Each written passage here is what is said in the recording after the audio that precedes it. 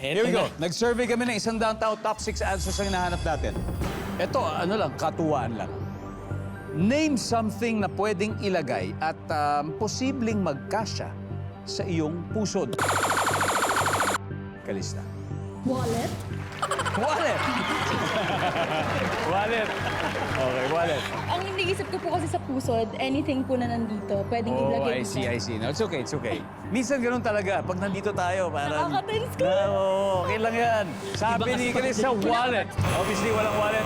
Mag-Jim, ito again, something na pwedeng ilagay at posibleng magkasya sa iyong pusod o sa belly button. Belly button. Hikaw. Hikaw! Yes! O madalas kasi nilalagyan talaga yan eh. Hikaw! Yes! Top answer? Pass or play, Mag-Jim? Siyempre, play, Let's kuya. go play. Balik muna tayo, Kalista. Play round 1, Nami. Ano pa? Ano kaya pwedeng kumasa at ilagay sa loob ng pusod, Nami? Siguro po, butones. Butones. Survey. Pasok ang butones doon. Ano pang pwede ilagay? Siyempre, bulak. Bulak. Bulak. Bulak. Pag Cotton. nililisin, Cotton. siyempre, kung nililis. Cotton. Bulak. Nandiyan ba ang cotton? Pwede. Lime. Ano pa? Ano ba siguro? Coins. Coins. Tama! Pwede yun! Pasok yun! Why not? Nandiyan ba yung coins? Oh. Ano to? Mga 10 pesos na pwede ilagay? Mag-Jim, meron pa? Ano ko maisip? Libag? Eh, meron na nga eh. May libag na nga magdadagdag. Eh, sa bagay, nandun kasi loob yung libag, di ba? Nandiyan ba yung libag? Wala.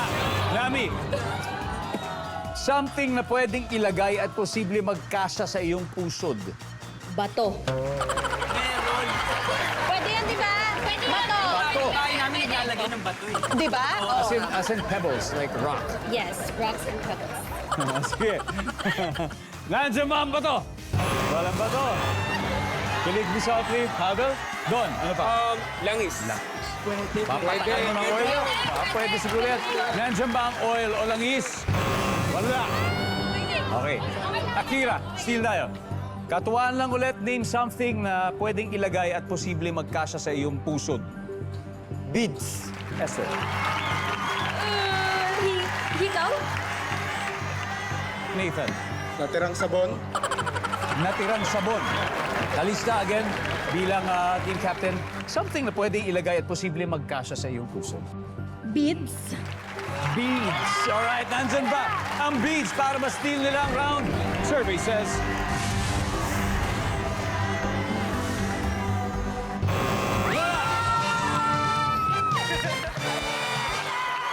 Okay, dahil dyan, swak ang chemistry talaga, teamwork ng Kilig for you. So they now have 81 points. Pero Kilig me softly, babawi tayo mamaya. At samantala, may dalawa pang sagot na hindi nakukuha. Kaya bibigyan natin ng chance ang studio audience sa manalo ng...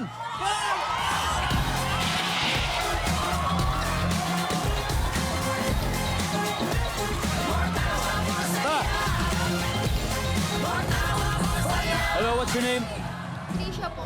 Trisha, from? From Rizal. From Rizal. Yes. Okay, Trisha, ano kaya? Anong tingin mo pwedeng kumasya sa loob ng pusod na pwede? Jollen. Ha? Jollen. Holin! Nandiyan ba ang Holin? You got it! Boom!